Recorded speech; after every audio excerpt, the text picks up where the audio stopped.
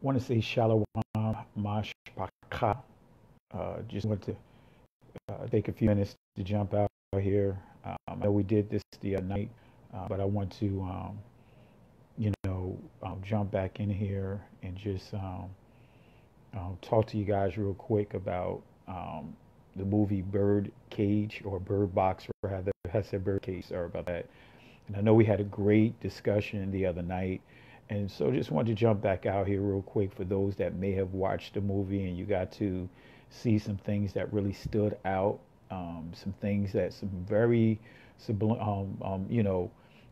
subliminal type messages that you really had to pay attention to really see. So I just wanted to jump out here real quick, and I'm just going to talk with you guys real quick. And if you saw anything, feel free to make a comment. And if you want to come in on this discussion, if you want me to invite you in, I will invite you in. Just hit the invite button, and I'll bring you in, just so that way you can share your thoughts on what you saw in this movie. And I'll tell you, this movie is so many nuggets in this movie that we can literally go through and pick apart. And I don't want to just sound biased in my thoughts of what I observed from the movie. So I would like you to post your comments. I would like you to, post your thoughts. And if you want to jump in, I'll bring you on in. But I tell you, I made a couple of notes here, just so that way I wouldn't forget with this movie. This movie had so many nuggets in it. And the very first nugget, and I'm not sure if you guys caught the very first nugget. You saw Mallory, right? That is the character that Sandra Bullock played, right? She was pregnant. And the first scene, she was painting, right? She was painting. And what stood out, they were at the table. The image that she was painting was a table. And you had multicultural people at this table, right? And the whole picture was black. It was dark. It was an image. So the imagery, when you see even the painting that she was working on, that is the image of what we see of the Last Supper, right? The Last Supper. So she was actually painting her version of the Last Supper, and it was very generic, so to speak, in terms of the different imageries, the individuals that she painted in that picture, but it was all black. And they sat at the table, right? They sat at the table, right? That's one of the things that really stood out for me. The very first thing that really stood out for me is when I saw that painting. It's like, wait a minute. Whoa, what is she painting here? So it was very dark. It was a very dark image, right? Compared to what we've seen with the normal images that we've seen. I believe it's Michelangelo or whatever who painted the famous Lord's Supper or whatever. But nevertheless, with that being said, that's the very first thing that stood out, is seeing her paint that image, right? And so I was like, wow, okay, so she's painting and it looks like it's her version of the Last Supper, but it's all dark. The whole background, everything is dark. Okay. So that was one of the things that stood out for me. That was one of the things that stood out. The other thing that stood out, when you watch the news, right? On the news, it gave areas of where this outbreak, took place at. It started in Russia. It was Russia. Let's see what it says. Russia, Romania, and Europe, right? And then by the time it broadcast again, you saw Asia, you saw China being involved in that. But one thing that stood out for me, I didn't see Africa. Now, you could correct me if I'm wrong. I did not see Africa. I did not see this breakout occurring in Africa. I saw it happening. They showed it on the news. They highlighted all the different countries, but you did not see this phenomena, so to speak, taking place in Africa. I was like, okay, all right. So I'm seeing all these major superpowers. I see Europe, I see Asia, actually combination, it was called Eurasia. I see Europe, I see Asia, I see China, I see Russia, we see the United States, we see all these major superpowers, but we did not see Africa highlighted in the news. All right. Now, I'm not sure if you guys caught that, but I caught it. All right. I want to say shalom to Sister Shalon. Really appreciate you. I want to say shalom to Michael Sykes. All right. So that was another thing that stood out to me, as far as when I saw the movie. It's like, wait a minute. I didn't see Africa being mentioned in this phenomena. It started with Russia and Romania. And then when you saw another newscast, you saw Europe, you saw Asia, right? You saw the America, right? You saw the United States of America, right? And then the very first person that you saw having this phenomena, this demonic thing happening to them, as far as committing suicide, was the person. It was a Caucasian lady that was inside the hospital. Initially, she was just talking on the phone and she was looking out the window. And as Sandra Bullock, after she went through her screening for her child, right? She was coming out and she saw the girl beating her head up against the glass. All right. So with that, I was like, wow, that was pretty, just looking at the imagery. Right. So that was another thing that stood out for me with that. The other thing is when everything broke out, right? Her sister, while they're driving, her eyes changed, right? Her eyes changed into like a haze. It was like a covering, like scales over her eyes. Kind of similar to when you read about the book of Tobit, when Tobit was lying under the tree and the bird droppings got into his eyes. So it was like he had scales in his eyes, and it really hindered his vision. So that made me think about that right there. It's like, man, that happened to Tobit. That's how he lost his sight, because he was laying down and bird droppings got inside his eyes. But nevertheless, they had scales over their eyes. It's like they when they watched this phenomena, watched this demonic entity, all of a sudden their vision was blurred. And what happened, from that point on, they started seeking to kill themselves. All right. So that was really powerful. So they were in this, they were mesmerized. They was in this trance that manipulated their mind to want to kill themselves. Right. So with that, you see that, as the movie progressed, right, after the accident, right, then you get introduced with the character Tom, right, the brother man, Tom. He is the one that helped and assisted getting Mallory off the ground, off the concrete. But the lady that came out to help her, right, was the wife, right, of a husband who was kind of, seemed to be like an extremist type guy, but nevertheless, she came out to help her. And what she heard, Sandra Bullock or Mallory heard her say, she mentioned her mother as the scales came over her eyes, and from there she sought to kill herself, and she went right inside a car and actually burned to death. So it's like these, when you're blinded, right? Think about the message. When you're blinded, right, you lose all focus of everything. You lose all focus of the things that you should be sensitive to. You lose all focus to being sensitive to the elements, sensitive to fire, sensitive to extreme heat, sensitive to pain. And actually, if you take it a step further, sensitive to those that are trying to talk to you, that have not been manipulated or mesmerized by watching and looking into this phenomena. So Sandra Bullock tried everything to talk to her sister, but she could not get through. She was mesmerized. She was captivated. She was now, possessed by this demonic entity. All right. So that was the other thing that stood out about this. The other thing that stood out, too, was, again, Tom helped Mallory. So when you see them all inside this house, All of them trying to contact their relatives. They trying to contact loved ones. They trying to check up. They trying to make it a point to go look for their relatives. But Tom had a sister who lived in Sacramento, and not one time did you hear him say or try to grab a phone to go reach and check out or check up on his sister.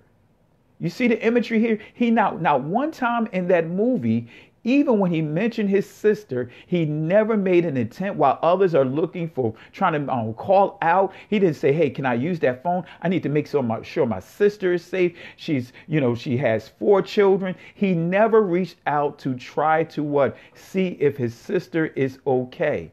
Right. So inside this house, right, you had a lot of moving parts here, characters. You had 2 brother men, you had an Asian, and the rest were Caucasians. Right. So you only had 2 brothers. Right. You had 1 Asian, but you didn't have any sisters. You did not have any sisters inside this movie. You did not have until the end when they made it to their destination, but you never saw any sisters inside the house. Right. Even the person that you saw early, the Indian lady, or the doctor, she was India. But inside this house, you had an Asian guy. Right. And he was a homosexual. You didn't see any Asian women. You didn't see any sisters up in there. You didn't see any of that. So you see Tom. Right.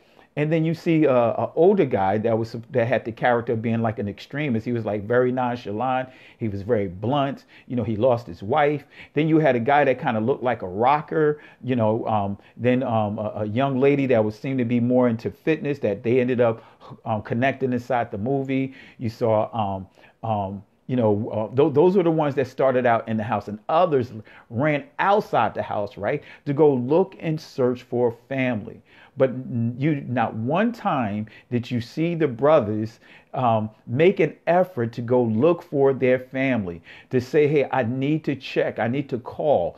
Can I use your phone? Those are some of the little things that really stood out for me. And again, you did not see any sisters inside this house, right? Any sisters inside this house, right? So while they was inside this house, again, you seen it being announced about this major phenomena that's happening around the world. And so the United States declares a state of emergency, right?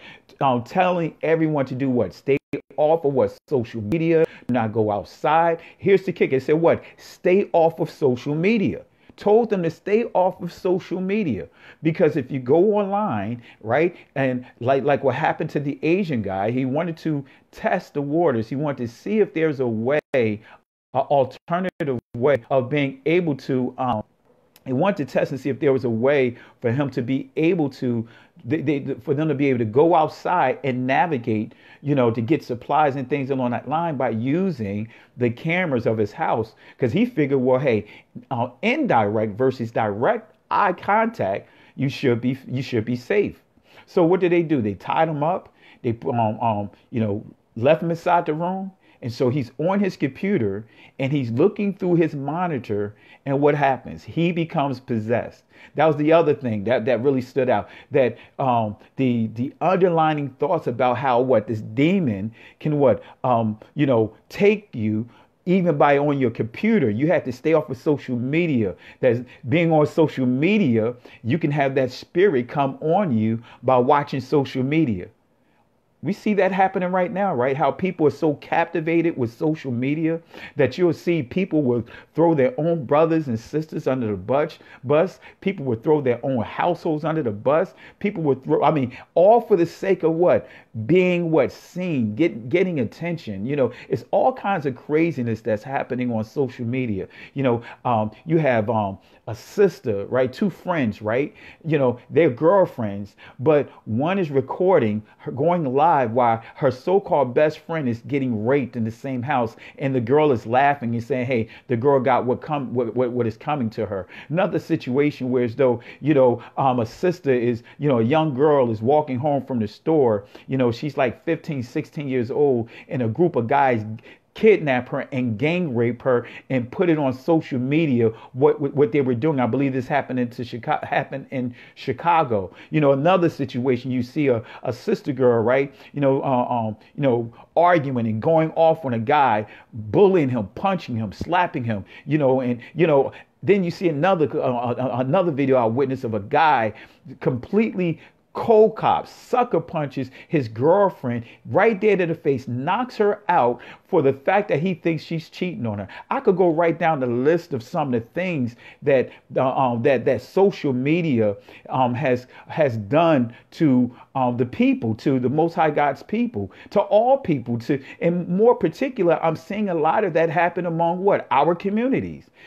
I'm still trying to figure out, have you ever seen from within the Jewish community go live on one another doing the things that we see happening within our community? Do you see even in the Roman Catholic community, do you see them doing the same thing, trying to go live, trying to expose instead of being part of the problem? I mean, being part of the solution. Many are being part of the problem. I mean, like another thing I saw where a young kid was spacing out on this synthetic drug. He couldn't have been no more than 14 years old. And so somebody is going live, recording it instead of trying to jump in the middle and trying to help this boy who's strung out or who's having a side effect experience to this toxic drug that he took. High school, had his backpack on and everything. So all he was worried about is going live. But it took somebody else, took a Caucasian woman, saw what was happening, and she made every attempt to try to help this boy.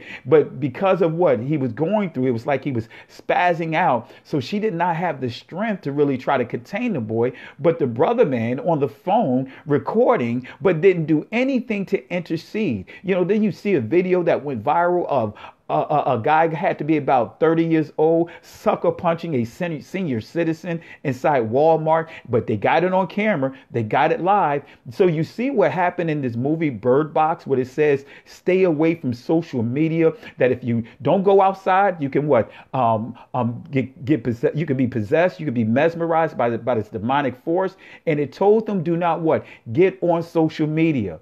But guess what? It was all right for them to be on television, to watch the news, right? That was pretty interesting when you saw that. So it was a lot of moving parts in this movie, a lot of messages that we can get out of this movie. You could look at this movie as being a type of judgment day, or you could look at this movie to seeing how all the world is being deceived by Hasatan with all the different systems that is out there. Systems of Religion. Religion, no matter how we look at religion, many people want to say, hey, they're tired of religion. They're tired of this. They're tired of that. They're tired of this. They're tired of that. But guess what? When you understand what the true essence of what the word religion is, religion simply means commitment. Religious measures your level of commitment, right? So you could get clarity on that.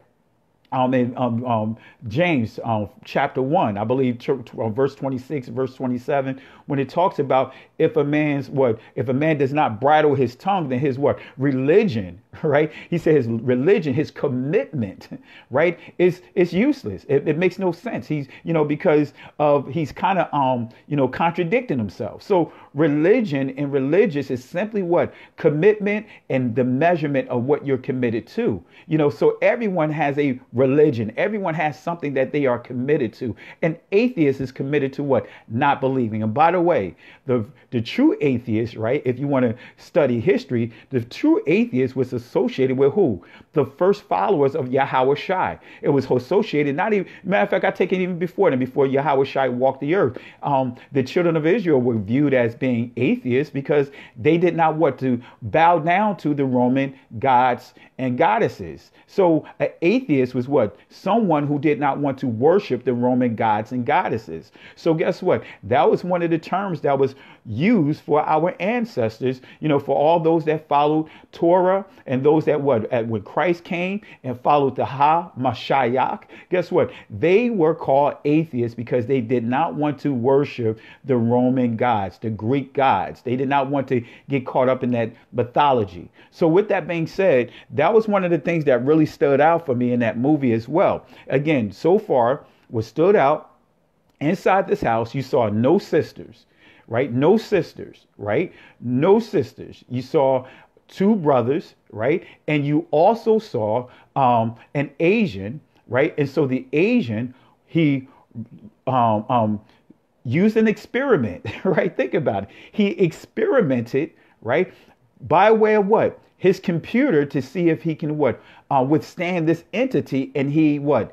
He got possessed by this entity and he killed himself. All right. We see that when those that have what are possessed by this entity, right, they get scales over their eyes, right, and they lose any sense of hearing. Now they're captivated by what they've seen, the vision that's inside their minds. And so what do?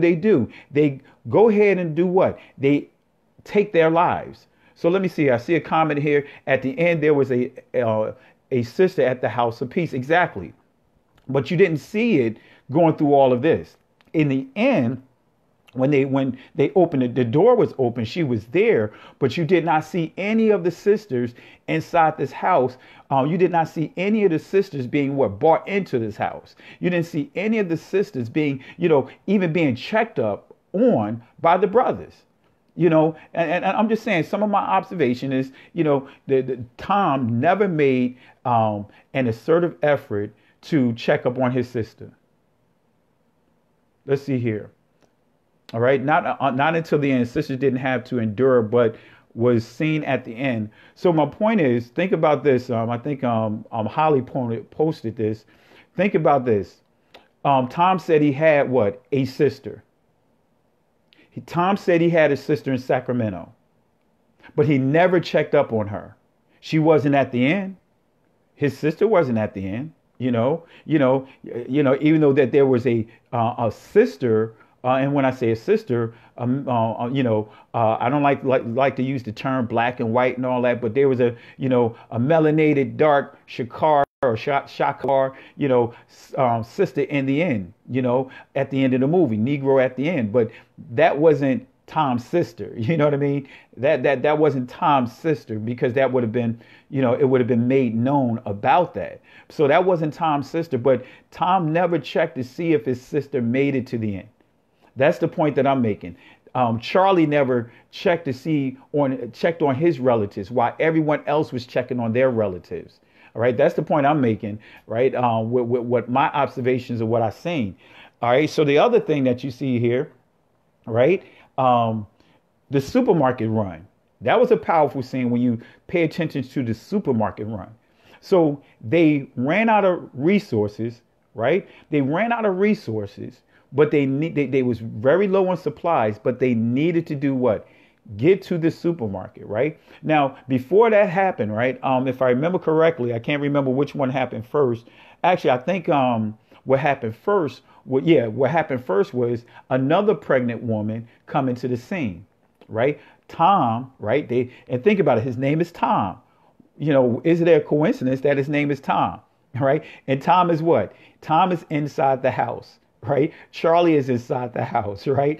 So Tom, when you start understanding Uncle Tom's Cabin, right? Tom was a notable character inside this book. Tom was honorable. Tom was very good with the word. That's what the scripture, what the book says. Tom was very articulate. Tom had a high level of integrity, that he was trusted by his slave owner to go collect debts from other slave owners, other owners that was indebted to his master, right? So Tom would go out and collect debts and come back. Right. So Tom was very honorable inside this book. It was a lot of things that you saw here. And I'm like, OK, Tom. So when you understand the term Tom among our community, that word Tom is like a major insult. The word Tom is like a major insult, but when you understand the word Tom from a Hebraic perspective, in the modern Hebrew is pronounced Tom. In the ancient Hebrew is pronounced Tham. All right. You got the Tha and you got the Ma, right? In modern, it's called the Nem and the Tav, right? So nevertheless, it's pronounced, you could pronounce it Tom in the modern, Tham from the ancient. So Tom, if you look up the definition from a Hebraic perspective, it means integrity, right? It means just. It means righteous, right? You know, you could go right down the list. So now you see what some symbolism here of what the house Negro and the field Negro, right? You only saw what the house Negro, so to speak, right? But you didn't see the field Negro. And I'm not saying this from a bad perspective, but just think of the stereotypes that what comes with the territory of that. Think about this doctrine that this archbishop, I can't remember his name, that was what good friends with Marcus Garvey, coined the term, or coined the negative connotation many have associated to the term Tom as being what someone as being what sellouts, right? So nevertheless, when you saw this, right, Tom, from a biblical perspective, you had Jacob and Esau. Esau would be called what? Considered to be what? The field Negro, because Esau was an outdoor guy. He was a sports guy. That's a fact. Jacob was referred to as being what? A plain man. Plain in Hebrew is Tom, means honorable, integrity. That's what's associated with that name. So with that being said, you see how when you fast forward, Malcolm X helped popularize this negative connotation that if someone spoke a certain way, articulated themselves a certain way, looked a certain way, that they were trying to be like their masters, and he referred to the term Tom, the house Negro and the field Negro. And when you read Uncle Tom's Cabin, you'll see it's completely opposite of what Malcolm X pointed out about Tom, about living in the house with his master.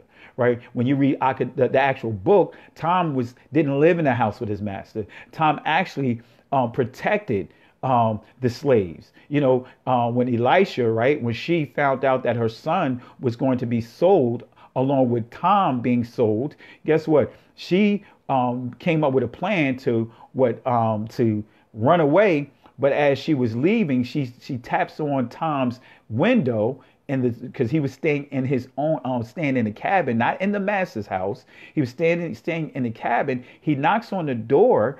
She knocks on the window, and he talks to her about 1 a.m. And so she told him what was happening. So Tom said, no, you guys go ahead, because if I leave, Tom saying, and I'm just paraphrasing, if I leave and master knows that I'm gone, guess what? Then he's going to bring his judgment on the rest of the people.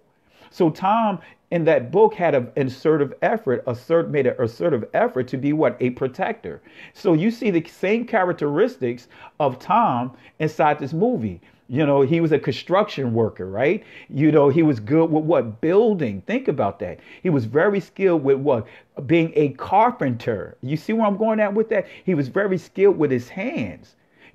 So with that, it was Tom that bought the walkie-talkies among the people, because when they went into the supermarket, what did he reach for? He took stacks of what? Walkie-talkies. So think about all the imagery about what comes with the character Tom. Tom was very honorable. He was a reasonable man. And I think I saw Sister Carol point out that the two men, let me see if I could scroll through here. I think I saw your comment, Sister Carol. She said, I saw both brothers as Judah to help save the Gentiles. And that's a great way of looking at it as well, right? That's a great way of looking at it. Viewing the two guys as what? Being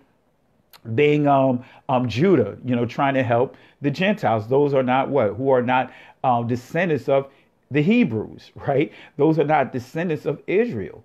But nevertheless, that's one of the things I observed about Tom, is that when you look up and read the Uncle Tom's Cabin or whatever, you'll see the characteristics there. You'll see that he fell right in line with the characteristics of that book. And then when you start understanding what the term Tom means, for his integrity, noble, plain, just, he was simple, and he was what? Good with his hands. All right. So you had Charlie on the other hand. Remember Charlie, right? Let's see, Charlie, when you look at Charlie, right, he was trying to provide an answer to what was going on. And so Charlie, when he was trying to elaborate on the different cultures that deal with what? End time, right? Deal with the end time. They all were right, listening to him. And when he started pointing out, they was like, hey, you know what? How did you learn this information? And guess what he said?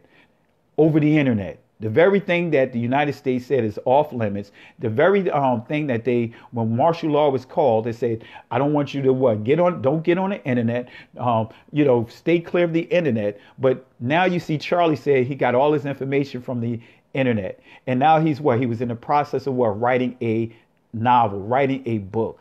Right. He had all his notes there. But look at how they responded to him, because he didn't have the level of education of everyone inside the room. Right. Because when you look at the Asian guy was very educated. Right. I believe, if I remember correctly, the Asian guy was married to, had a gay husband, and his husband was supposed to be an architect. Right. And so so with that being said, the Asian guy was very astute as well. So they were very educated. Then you had the very abrupt, rude next door neighbor, right, who was the older guy. He was a lawyer, right? So you see some educated men, but you did not see Charlie having a high level of education. And you see that Tom was he was a construction worker. All right. So let's see here. Pastor Greer said, right. Charlie was studious and using what is used for all other purposes, but to learn knowledge from. In other words, they wanted to use him for what he had to offer, but they did not want to hear what he had to say. You know what I mean? So it was a lot of things, that was a lot of moving parts, some subtle things that was taking place. But again, I did not see not one of those brothers say, hey, especially Tom, let me check up on my sister. Right. So now let's transition. Right now, they running out of food. They running out of resources. Of course, they bring in this pregnant woman. She's pregnant as well. She's due the first October 1st. Sandra Bullock is due the end of September. So their timelines is right around the same time of that they're due to give birth. So now, of course, a bond is taking place there. Who lets her in the house? Tom. Right. He lets this woman into the house. Right. So it's a lot of moving parts there. Right. Because now Tom lets her in the house.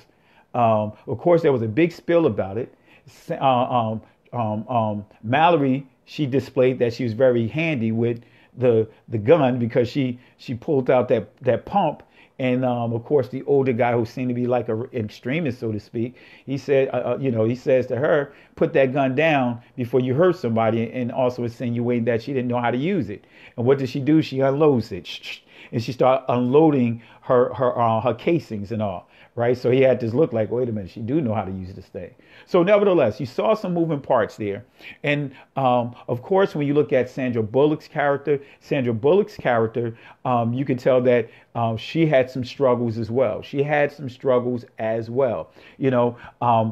was a single parent, but then when you a single expecting mother, right? She had a lot of shortcomings. She said she had a rough childhood. Her father was really mean, but then when you look at the other pregnant woman, her husband was in the Air Force.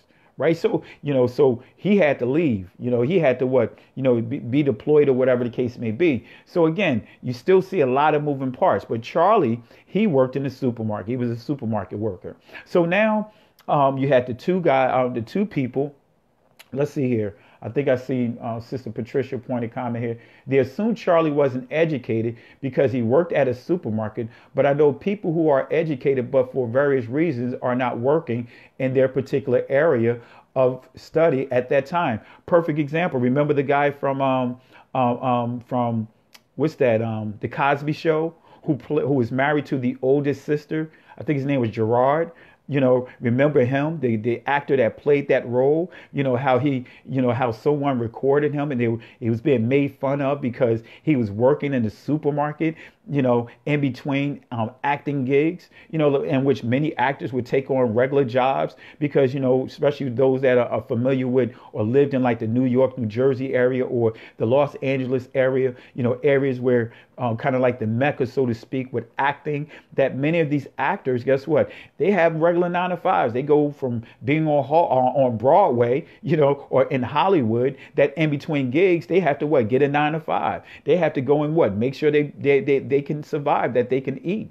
And what happened to the guy that played Gerard? He got ridiculed for working I can't remember the name of the supermarket, the grocery store, but he got kind of ridiculed, made fun of, and look at the end results. He got blessed. So you hit it right on the nail, Sister Patricia. You hit it right on the nail, right? So, okay. Now, so we see, with that being said, so let's deal with this some more. So we see, that whole thing now, they at a place now that they need to get to the supermarket, right? Because, I mean, they realize they don't have enough resources, right? So Charlie tells them about the supermarket. They said, yeah, Trader Joe's. That's it, Sister Carol. So Charlie said, hey, you know what? Told him about the supermarket. Okay. Thank you, Jeffrey Owens. Appreciate it, Sister Patricia. So now they have to get to the supermarket. They have a vehicle. They came up with a plan. The vehicle is inside the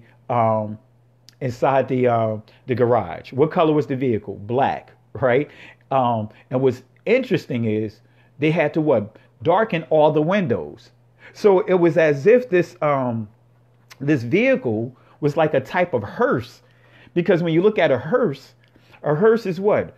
All is black. All the windows are what? Darkened. You see what I'm saying? So it's like they're inside this vehicle, so they had to what? Darken all the windows. And remember, Charlie really didn't want to go. He said, I did my part. I told you where the place is. I want to stay here. Hey, y'all go ahead. But guess what? He went anyway. Tom convinced him on what? Coming on, right? And keep in mind, remember, Tom let the other pregnant woman inside the house, right? But nevertheless, so they in this vehicle, right? So they painted all the windows so they can't see out. They had a GPS that they had to depend on. Doesn't that sound very familiar? Now they had to trust, right? They inside this vehicle that almost looked like a hearse, right? And now they got to depend on a GPS to get to what?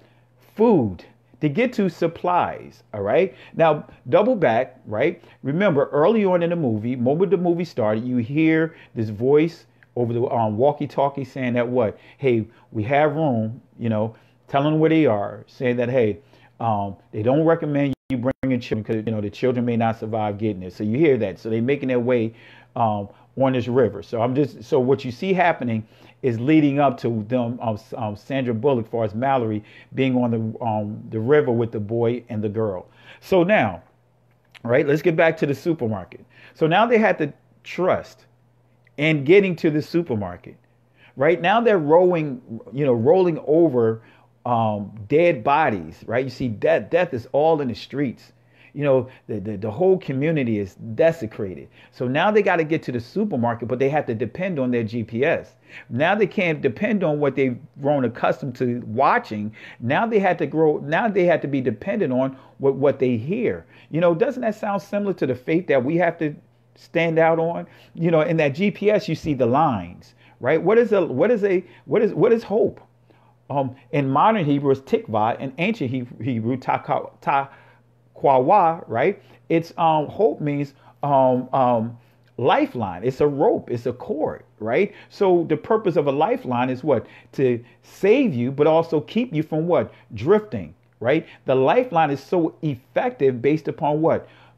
What's on the other side of that lifeline, right? And you saw what Sandra Bullock had to what? Use a string to get from that cabin and get down to boat with the children to put the boat inside the water. So she had to what? Have complete faith in what? Her lifeline. She could not see. The only thing she could do is hear. So they had to do what?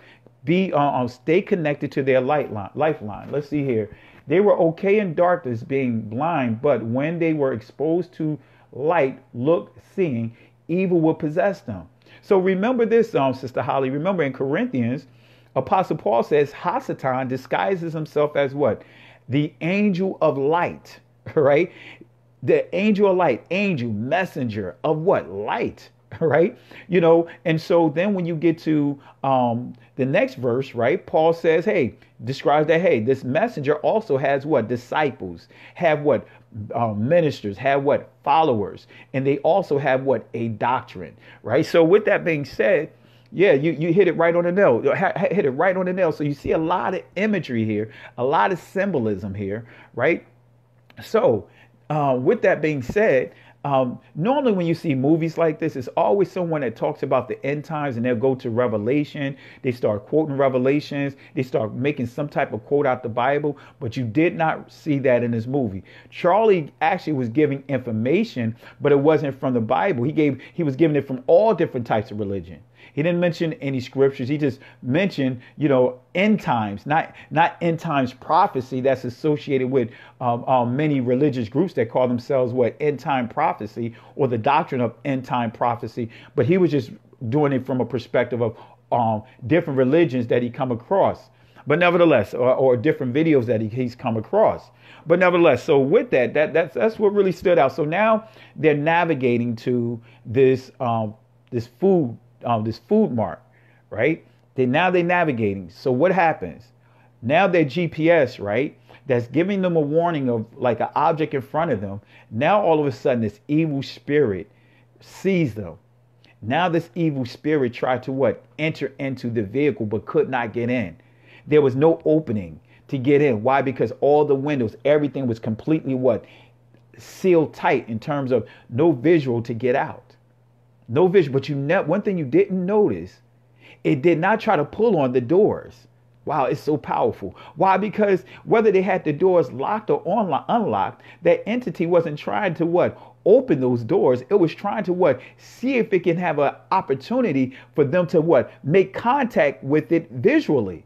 You see where I'm going at with that? So it didn't even try to you didn't hear anything like it's trying to pull on the doors to unlock it. That entity was trying to get all around the car to try to see how it can it can see how it can make a eye contact with those that are inside the car. Doesn't that sound familiar? Sound familiar, right? So this is why we have to be have to be reminded how important faith is. Faith comes by hearing. Faith. What is faith? Consistency, confirmation, aman. That's what it means. Faith in ancient Hebrew, the pronunciation is aman, right? Faith, right? Aman, consistency, right? Confirmation, right? So nevertheless, couldn't get in the car.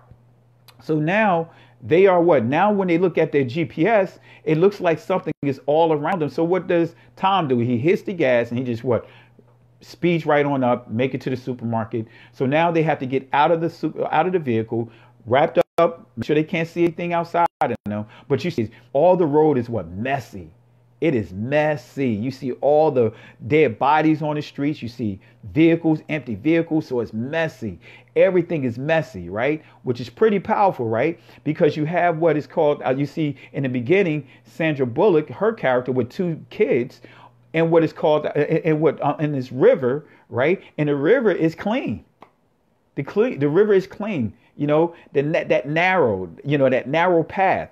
But guess what? To get to this narrow path, guess what? They had to you saw all this junk all over the road, all kinds of caucuses. You saw all kinds of vehicles and all kinds. You saw all of this all over the roads. So guess what? Isn't that similar to that narrow road that is very messy getting to there? Because you cannot keep bring your junk with you. You have to empty it out. The straight gate, or the wide gate, you don't have to let anything go.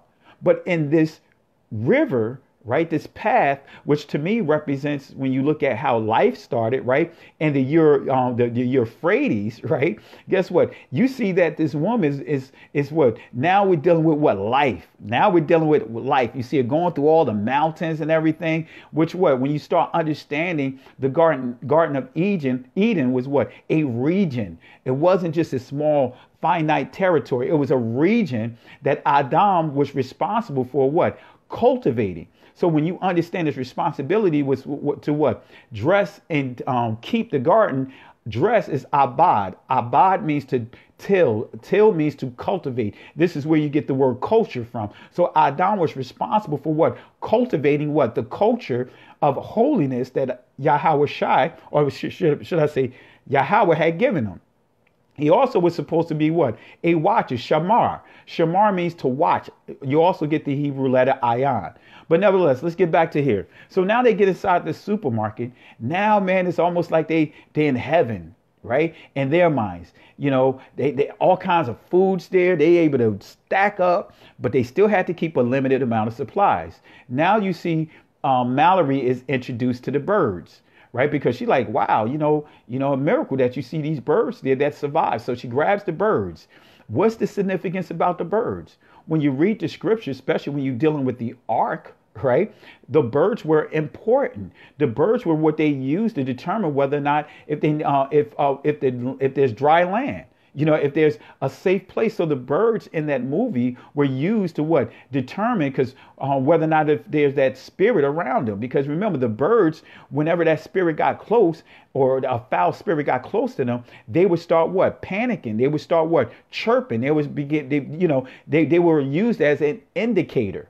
Right. So nevertheless, you see all these things happening. They loading up. You see Tom.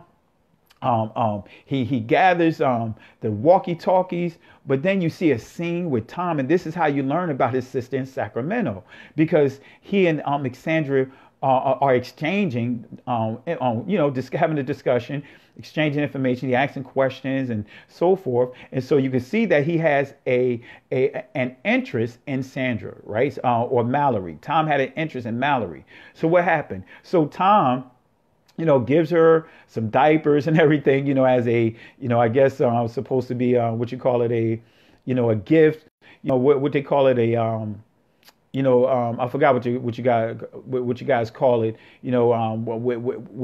what you kind of do with many women get together to help bless a woman that is pregnant prior to her pregnancy. I can't remember the name. I'm not sure why I'm drawing a blank with that, but you guys know what I mean. But they, he wanted to give her that as sort of like a gift, right? Because she didn't have any type of, an official gathering of the women to kind of, give her gifts for her pregnancy. But nevertheless, she didn't know what she was having either.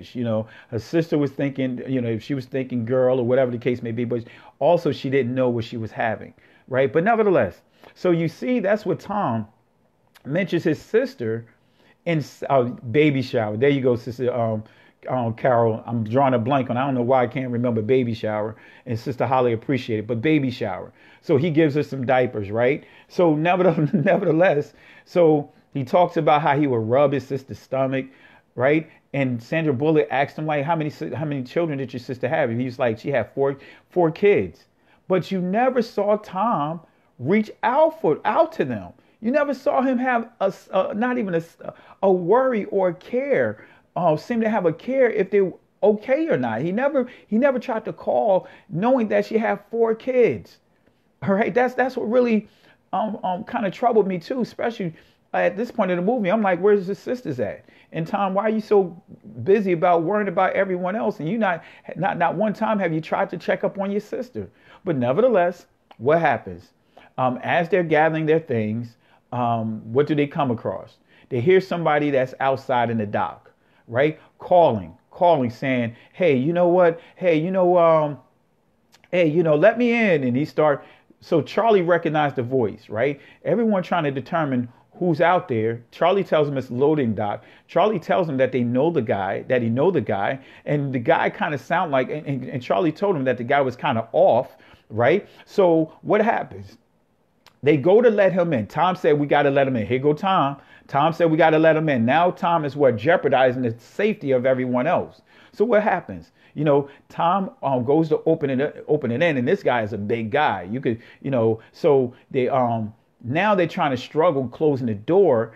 And so now Charlie's sitting there like, man, forget it. I'm going, so he ran and he pushed the guy out of the door at the same time he sacrificed his own life. So the guy killed Charlie, right?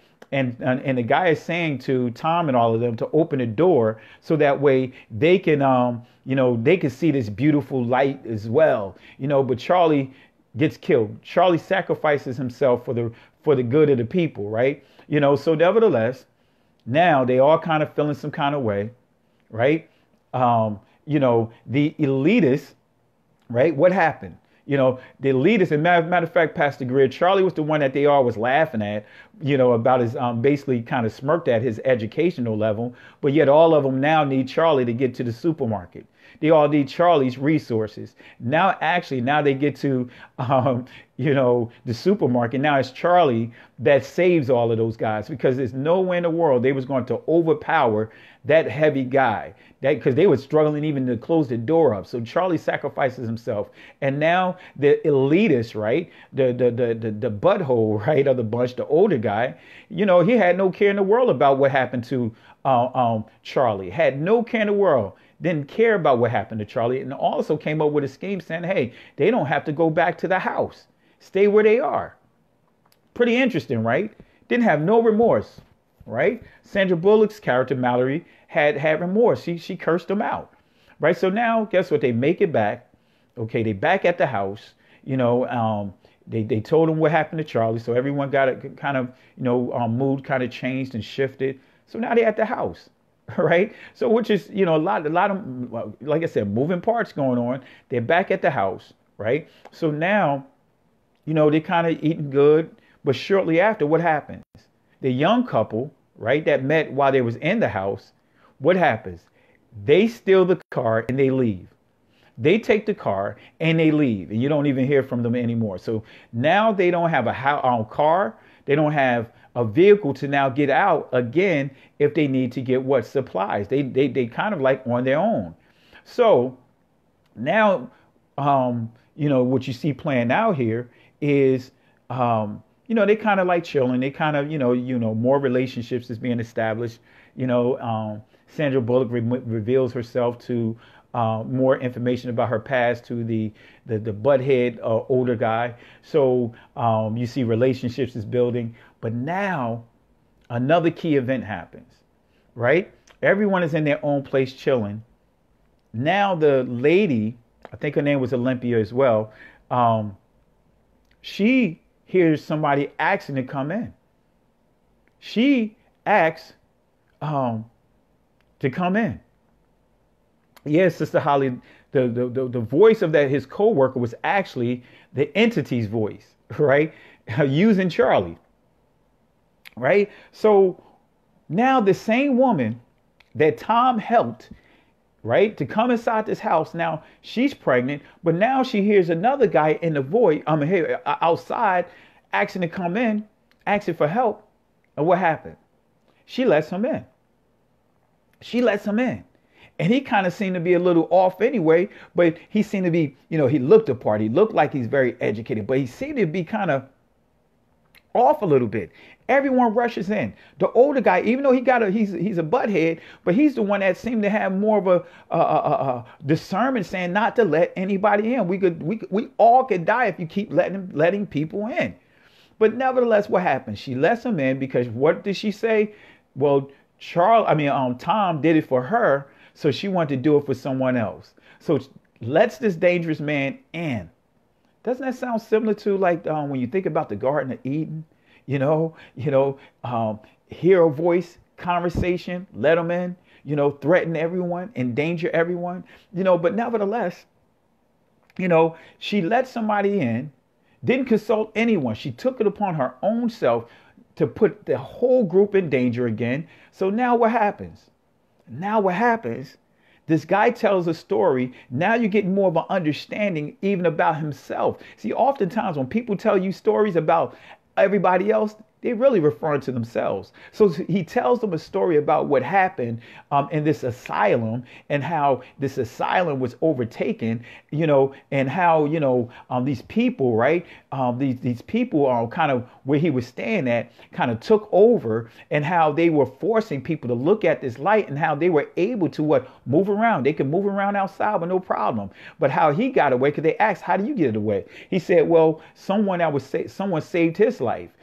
As someone was trying to open his eyes to see, someone stopped him and he was able to get away. He actually told them he was, what actually took place. But here's the kicker. He was one of those guys. He was one of those guys that didn't have it all. He wasn't wrapped too tight mentally. So with that being said, what happened? Now things are getting a little relaxed. They playing music. Sandra, Mallory, she's sitting on the floor. And now all of a sudden, one of the women, the other woman that let this guy in that wasn't wrapped too tight, let him in, right? And now she start going into having contractions. Now she start going into labor, right? And so with that being said, matter of fact, let me double back real quick. The guy that the older guy that did not want to let this guy in, wanted to send him back out. He pulled a gun, and what did they do? They hit him over the head and locked him up inside the garage, right? So he couldn't get back in. So he's in the garage. So he can't have access to the inside, right? So, but he could see everything going on. So now what happens? Now the guy, one of the women goes into labor, and then at the same time, Sandra Bullock goes into labor. Mallory goes into labor too. So he sees this trail of water. Her water broke. So now both of them going into labor, right? They go upstairs, and of course, there was another lady that was handling that situation. So everyone is upstairs, right? The only one that's downstairs is the older guy that's locked up in the garage, who all he could do, he could see, watch what's going on. He's trying to figure out what's going on. And this guy, this stranger that they let in. Now the stranger start acting crazy, acting very suspicious, right? Because now, guess what? The birds didn't sense his spirit. If you notice, the birds did not start chirping until his spirit began to shift. But upstairs, he had the music playing, right? So they couldn't hear him downstairs. But then as the women were in labor, and the voices, they were loud. So guess what? So no one can hear what's going downstairs over the music and the screams and, the voices of the women as they were having their babies. So what happens? The first thing the guy does, he takes the birds. And the guy, the extreme guy, he's looking through the window. It's like, hey, man, what are you doing? He could see everything happening. So the guy takes the birds, put the birds inside the refrigerator, right? So then he goes down and sit down at this table. He pulls out this book. And inside this book, he opens the seal of this book. Think about it. He opens the seal, pulls out this book. Then in this book, he have all these demonic drawings on it. So then he starts drawing, right? Another spirit, right? So as he's drawing the spirits of actually what he's seeing, what does he do? Now he's ready to take out his plan. Now he's ready to take out his plan. Now, brother man, right? Here's something is not right downstairs. So he comes downstairs out of curiosity because he's like, wait, what's going on? Because he's hearing the banging on the door. So he goes down. So what happens? That guy, right, that stranger, that man that they let in, knocked Tom out. Now, now it's on. Now the guy that's inside the room, he can't get in. So now guess what? Now he goes upstairs, right? And Mallory gives birth to who? A firstborn son, as Holly just pointed out. And then guess what? The girl was born. What do you see here? Right? You see the next generation. That is the youngest generation. Now you see a Caucasian male, a Caucasian girl, right? Now they're being born. They both were born basically minutes apart. Now what's happening now? Now this guy come upstairs, right? And so now you see a lot of things happening, right? Now he just reveals himself basically. And what does he do? He kills the person that helped deliver the girls, kill her, the older lady, by taking her to the window. He started taking the shades down. Remember also too, taking the shades down so that way now the people can have no other choice but to look outside. So he gets upstairs. He takes the lady and have her look outside. Now the lady gets possessed, has scales over her eyes, and what happens? She takes the scissors and stabs herself in the neck. Right? So now what happens from there? Now you got a situation. Now he wants to get the babies, right? Now what happens? The lady, right, who gave birth to the girl, now she's trying to defend. She's trying to help. And what happens? He takes her too. Have her look out the window, right? And what happens? She threw herself out trying to protect her child. And so she committed suicide as well. The two women that was there committed suicide. So now it's just Sandra Bullock and the two babies. So now the older guy comes up, right? He manages to get in the house. So now what happens? There's a scramble between him and the guy. He shoots the guy in the arm, right? But the guy charges him, and before you know it, they fall over the rail, the ledge, and hit the floor. And the guy kills the older guy, the crazy guy that they let in, kills the other guy. So, make a long story short, now the crazy guy is on the floor that they let in, that's possessed by this demon, and Tom now start regaining consciousness. Now Tom is trying to reach for the gun. Both of them reaches for the gun, but then you hear two shots as the camera goes back to Sandra being under the blanket with the two babies. So she don't know what happened. You know, the visual made it seem like Tom was going to get killed, but Tom ends up surviving, right? So now they are what? Everyone in the house is dead. Now Tom and Mallory has a relationship. Now Tom has a relationship protecting now they become a family. 5 years later, they become a family. One of the things that stood out, right? Tom and Mallory are together, but guess what? They never produced a seed. If you notice that, they never produced a seed, right? They never produced a seed. You know, then you also discover that there's some guys that's out there driving kind of like rebels all around, you know, kind of like ministers per se of this demonic entity traveling around, you know, trying to see if they could find more people. But nevertheless, you know, they're on a mission, but they just, you know, but Tom is protecting Mallory now. He's protecting Mallory. There's a family. They are a family now, you know, and what's interesting is she never named the boy or the girl. They didn't have names until the end. They did not have names. All right. So with that being said, I don't want to hog it up here. You know, if anyone wants to chime in and share your thoughts real quick, I know I'm giving you a lot of information, you know, of my observation. But like I said, what stood out for me is now you see that Tom and Mallory are in a relationship. They have these two kids 5 years later. And guess what? No seeds. They did not produce a seed. They did not produce any children. They did not do. That didn't happen. So now, as they on a food run, what happens? You know, during that process, they teaching the kids how to navigate, teaching them how to listen for sounds and all these different things. And what happens? They out and about, and these group of rebels come to this house where they were at. And what happened? What happened?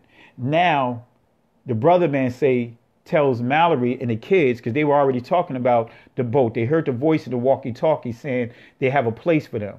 So Tom was interested in them going. Right? Saying, hey, we need to find out. We don't know, you know, but Mallory was like, hey, we don't know if that's safe or not. But it's like basically in a nutshell, you know, when these guys, these rebels came up to the house, notice even in these rebels, I didn't notice any brother men. I didn't notice any sisters. That was these rebels that was possessed by this demon. And what happened? Tom told them to go on and that he's going to protect them for them to get away. And what happens? Tom protects them. Right? He protects them, right? He protects them. And in the end, what happens? One guy that he shot was chasing Mallory and the kids, you know, and they blindfolded. They blindfolded. They just depending on their lifeline, no one could see anything. So finally, it was one guy that was left. And matter of fact, before he even got to the last guy, what did Tom say? He said, you know what? Forget it. Because he was cornered. So he said, forget it. He took his blindfold off. So what did he do? He takes out all the guys with the exception of one. So as he's chasing this guy, all of a sudden, Tom started changing. That spirit came up on him. He started changing. His eyes began to get scales over it. So what did he do? He basically sacrificed himself. He shoots the guy, and then in the end, he kills himself in the midst of sacrifice. You see all you know, it's so many nuggets in there. He sacrifices himself by way of you know, making sure that they get away. Now they had to be totally dependent on this river. 5 years later, right? They're on this river. 5 days later, they're on this river, right? Notice by the time they're on this river, when you see the river 5 years later, right? They're on the river for it was 3 days total on this journey. So this boat served as a type of ark. Right. And remember, as they were going, another clue about what happens with some of the people that got possessed, that they were becoming kind of disciples for this entity while she's on this boat. You know, this guy, you can hear a voice and calling for them and everything. And make a long story short, he tries to what? Get them. He tried to get at them. That's right, Sister Patricia. You said rivers of what? Living water. You see a lot of stuff in there, right? So she has to fight to get away from this guy, you know, had to fight to get away from him because he was trying to get them to see this light. So now you see what's happening. What they in this river. This river is like the Euphrates River. Isn't that where the Garden of Eden was created? Isn't that where man was created in that region? You know, when you start looking at the symbolisms there. So, you know, now they got to depend. Now she has a decision. What is a decision? Because in the voice in the walkie-talkie said that somebody's going to have to watch. You know, somebody's going to have to look to make sure they make it through the rough waters, right? So what happens?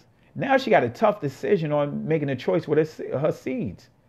You know, there's so many different stuff in there, man. So as they go and before they get to these water rapids, right?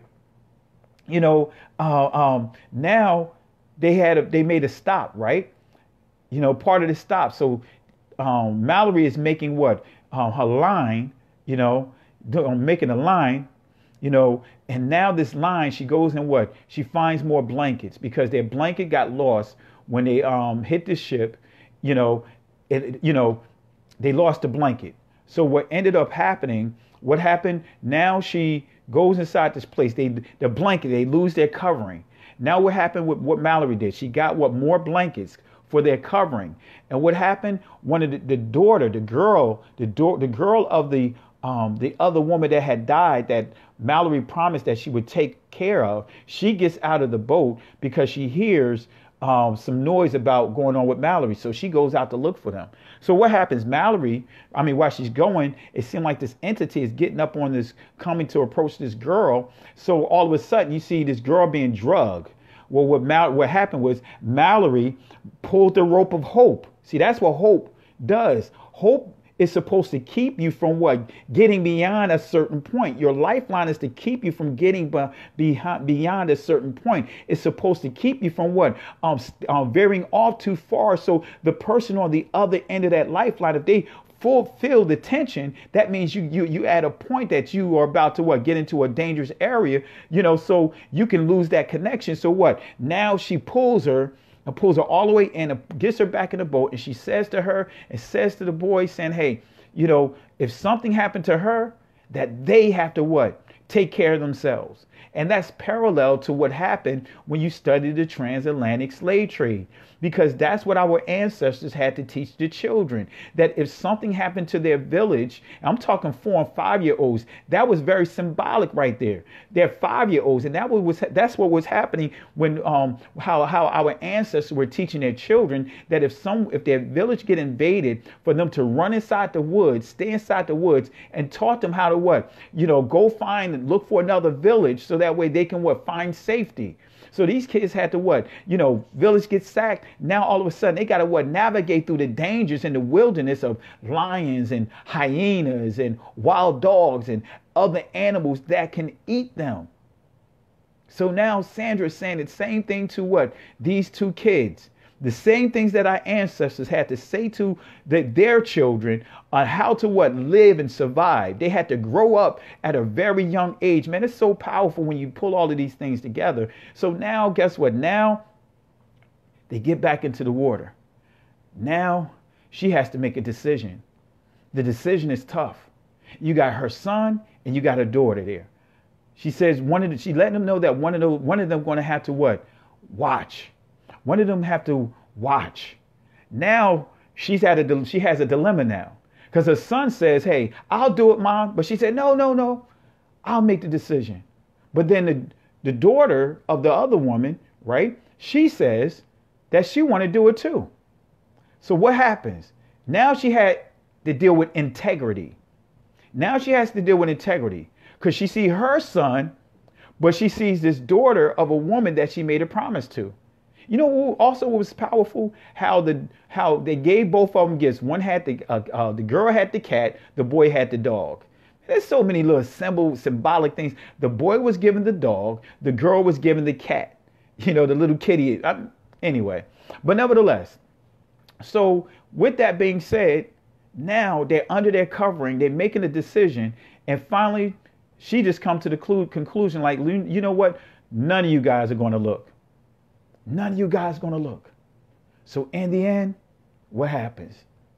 What happens? Now they get through, they make it past this water, these rough waters. The boat gets top-sized, get tipped over or whatever, capsized or whatever, it turns over or whatever. And now they have to make it to the shore. They make it to the shore, and now they got to make sure their blindfolds are on, and they try to listen to the birds, but but now you hear all these other voices that's trying to drain out the birds, because they have to listen to the birds to find this place of safety. They have to listen to the signs. Hebrew word for signs is Af, right? The Hebrew word for you is Atha. So signs for who? You. Yah has given signs for his people. So that's right. All the while blindfolded for 2 days. But on the third day, you see what's going on here? On the third day, blinded for 2 days, but on the third day, guess what?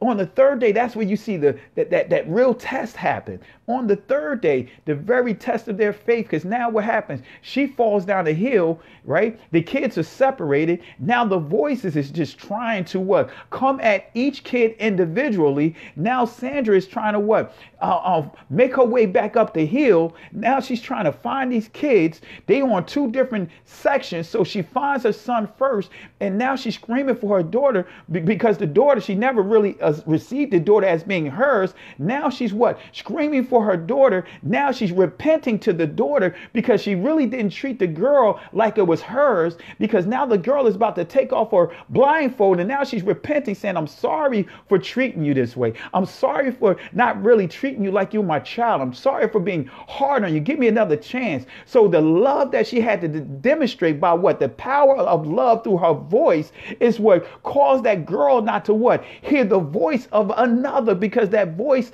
that demonic force, even started sounding like Sandra or Mallory. So what the difference between the voices was, she heard the love of Mallory's true voice, and she did not hear any love in that false voice, that entity, that sound apart. Oh, is that powerful or what? So that child was driven by the love that was in the voice of Mallory, the love, the repentance, and that man, when she heard the love, that drew her back to who? Mallory. So guess what? Now she has the kids.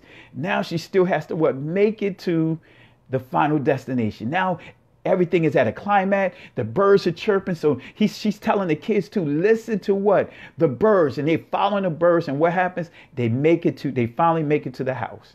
They bamming on the doors, and what happened? They finally make it in. And who let them in? That was the first time I saw a sister inside there, let them in, and what was so powerful about this? It was a school for the blind. Do you know that when you really look at it from the flip side, heaven is a place for the blind, those that have made it a point to be allow themselves to voluntarily be blinded to the world system, to separate themselves from the world system. That's what Apostle Paul said, I beseech ye, my brothers, by the mercy of Yah, that you present yourself a living sacrifice, holy and acceptable unto Yah, which is your reasonable service. So guess what? It's not, your reason. We're doing the things we're supposed to do. You're praying. You're supposed to pray. You're fasting. You're supposed to fast, because those things that's going to build up your discernment. So that way, guess what? When it comes to situation that you may not fully see, but your ears can still hear the word of Yah. Your heart can still feel his love, him was sacrificing his son to die for us. So guess what? Now, Paul didn't stop there. He says be not conformed to this world, but be ye transformed by the renewing of your mind. So what happened? The people had to now renew their mind to the things that they were accustomed to seeing. Now they had to go strictly off the faith of trusting the voices, trusting the sounds. They had to be reprogrammed. So now they no longer are what? Depending on the voices of the masses. Now they had to deal with the voices of just a few. Now they make it to the school of the blind. So guess what? The school of the blind, the people didn't have a problem. The blind people didn't have a problem. Why? Because they could not see anyway. Oh, did y'all grab hold? They could not see the craziness anyway because they were born blind. In other words, they was born with the with a mark of Yah to be able to what? Withstand the wiles. Because guess what? They never even looked that way for, to begin with. They didn't know what it means. So they were already in a certain place. Israel's supposed to already be in a certain place. But guess what? Unfortunately, most of our brothers and sisters are not in that place. It was only a remnant, and the school represents the remnant. Those that was what? Blind. In the beginning, guess what? When you see someone that's blind, you think of what? Disability. But their disability was what? The ability to help others. So guess what? The very things that's supposed to be a disability to Yah's people is actually what? It's a benefit for the entire world to be what? Saved. Oh man, I hope y'all grab hold of that. So now they make it to this school. They make it to the school. Now, guess what? Safety. They made it to this school. Now, the children, they inside this room, and Mallory comes across what? Her doctor, the Indian lady from the beginning. And the doctor is like, hey, they ready to go off and play with other kids. And what happened? What happened? The doctor said, hey, what are their names?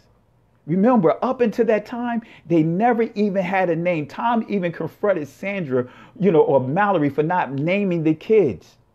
But see, you have to look at the symbols in there because we're so quick to put names on something. That's what was so powerful. She wasn't quick to put a name on the children. We so quick to put names and labels on things based upon what our emotions, based upon how we feeling at the moment. Just like Leah, every one of her sons, with the exception of Judah, was named after the situation. Her first son, guess what? His name, pretty much means that Yah. Let's pull it up real quick. Let me pull it up real quick because I don't want to mess up the scripture. Let's go to the scriptures real quick. Let's go to Genesis. I believe it's chapter 27. And we're going to see this real quick, right? All right, we're going to see this real quick. It's not 27. It is. Let's see here. Let's pull this up real quick. All right. Yeah. Let's go to verse 29, verse 32, right? It says here, and Leah conceived and bare a son, and she called his name Reuben, for she said, surely the Lord had looked upon my affliction. Wait a minute. So she called Reuben. His name really means the Lord see my affliction. She named Reuben after her situation. She named Reuben after her problem. She named Reuben. Reuben had to grow up his entire life being reminded about how his father treated his mother. Come on, hello, people, you, especially women. I know some of you women are watching here. Be careful of naming your children after the problem. Be careful of men, or matter of fact, when Yah is trying to bless you, I'm saying all of you, not just the women, but also men and women. When Yah is trying to bless you with something new, stop trying to put a label of your problem over it. The Most High Yah blessed her with a seed, a son, a prize, a reward because of all what she dealt with. She named her seed after the problem. Then it goes on to tell us in that scripture, it says she conceived again. It says she bore another son. His name is Simeon. But guess what? It says, the Lord has heard that I was hated. Wait a minute. His son basically, it means that Yah sees that she was hated. By who? Their father. So guess what? Their names is a reflection of how Jacob was treating her. And then it goes to the next one. It says here, and she conceived again and bare a son, and said, now this is the time where my husband will be joined to me. Now we got Levi, right? Now his name is what? Now my husband gonna love me. That's basically what his name means. Now my husband is going to love me. Now my husband is going to love me. But when she got to Judah, when she got to Yahwadah, when she got to Yahwadah, now guess what? When you see here, it says, verse 35, and she conceived again and bare a son. And she said, now will I praise the Lord Yahweh. Therefore, she called his name Judah. She said, you know what? My focus is no longer on this crazy husband of mine. My focus is no longer focused on this craziness that's around me. You know what? My focus now, from now on, I'm praising Yah. I'm giving him all the glory. I'm giving him all the praise. I'm focusing on him. And this seed that I'm naming, that's going to be named here, this seed is going to be what? Praise Yah. Judah is named Praise Yah. Think about that. Praise Yah. All right. That's what Judah means. Praise Yah. Yahweh. Da. You got Yah, right? Right at the very beginning. You got Yah. Yahweh. Da. All right. Yahweh. Da. Oh my gosh.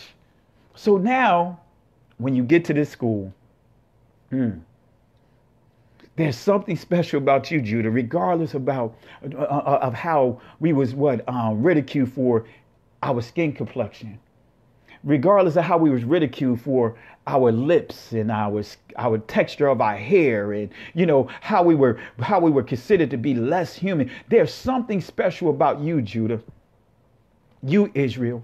Can't no one praise Yah like you can. No matter how much even those that are not part of blood descendants of Israel, they can have a praise, but their praise is not going to be like your praise. I'm going to say that again. Their praise is not going to be like your praise. See, many of what is called the Gentiles, right, from the different, for example, the Caucasians and the Europeans, they never had to deal with this as being told to them, this skin complexion being told to them that something is wrong with it. They never been told that they are the missing link. They never had to have any of their ancestors inside zoos. They never had to have their women, being treated as a baby making machine. They never had to see the men that all the communities were depending on being forced into homosexuality, being bucked or being used as a baby making machine, being referred to as they are like an animal called buck. They didn't have to deal with all of those different things. So when you see this skin complexion right here, in the end, the skin complexion, in the end, the disabilities of those blind people was the thing that saved. That was the last bit of hope for the entire world. So Judah, the very things that people are laughing at, guess what? You'll see that inside Zechariah. Can I just give you one final word here, or prophecy here? Let's go, not Zechariah, Zephaniah. This is what many people use, right?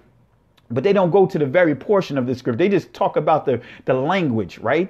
When Israel's heart is changed, but this is what's going to happen in the end. Let me just read this prophecy real quick. It says here, behold, at that time, I will undo all that afflict thee, and I will save her that halteth, and gathered her that was driven out. And I will get them praise and fame in every land where they had been put into shame. So everything that people were using to shame us, Yah said, now those same people is going to recognize who we are. Man, when you guys see the video that I dropped really soon about the language, the letters, oh man, it's gonna bring tears to your eyes. So guess what? Right here, Yah is saying everything that we were a byword. We was a strange astonishment. We see all of that in Deuteronomy 28 being described. But now Yah said all the name calling, all the things that people put us down for is going to be the very thing that's going to restore us.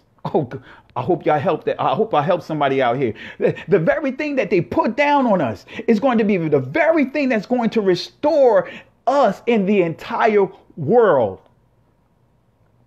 Not man's system, Yah's creation.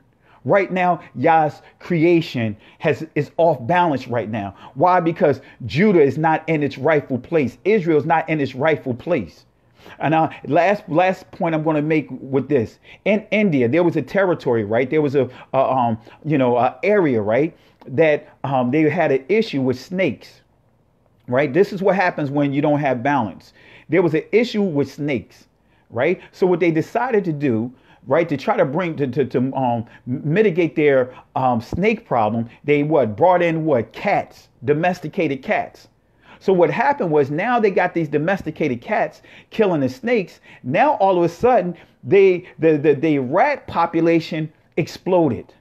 For every person, there was like 200,000 to 300,000 rats. So when they opened up their cabins, they had to put things in like metal, really box it up, metal things, and put it in areas that rats couldn't get into, because they'll open up doors and you see like a stream of rats coming out of.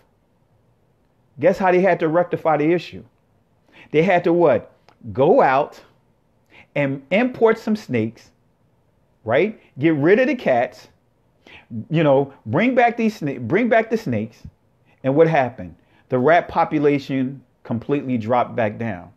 See, right now, just like that village, right, of being unbalanced, right, because they took away the snake served its purpose, right, to keep a balance of the rat population, because that's what they fed on. So the snakes kept a balance, even though it may have been an inconvenient balance, but they kept balance. So guess what? Now things are off balance right now because Israel is not in its rightful place. Israel has not been fully restored yet. So now what we see happening is now we see what Israel being truly restored to true people of Yah. And now guess what? Now the entire world, the spirit is making what? A final charge to do what? To further blind everyone to what? Commit suicide by what? Putting their mouth on who? The true descendants of Israel, because Yah said, bless those who bless you, curse those who curse you. So anything that Yah sets aside as being blessed and you call yourself cursing, you are committing blasphemy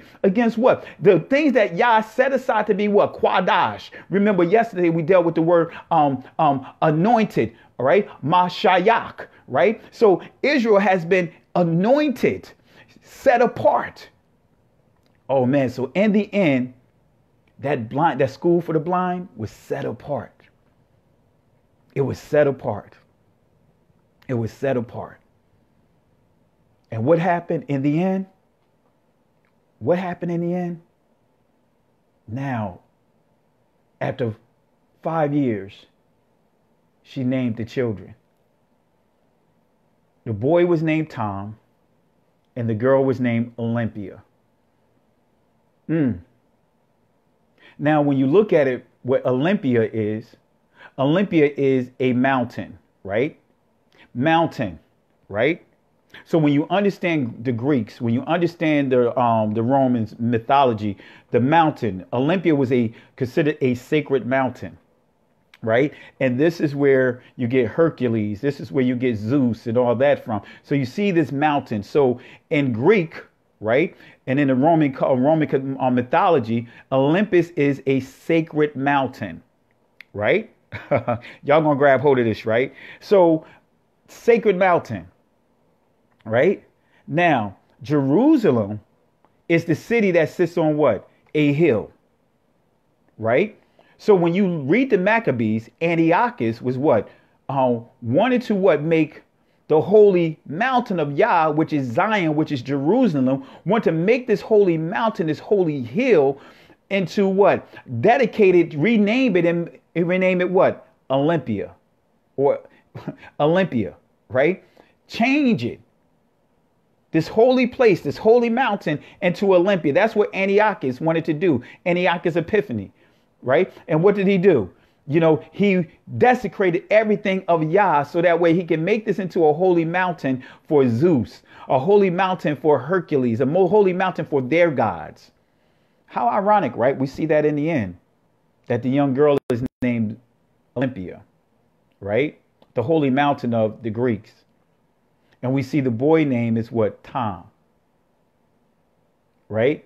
So now it's not the image that we know of Tom, far as the brother man, but you see the seed.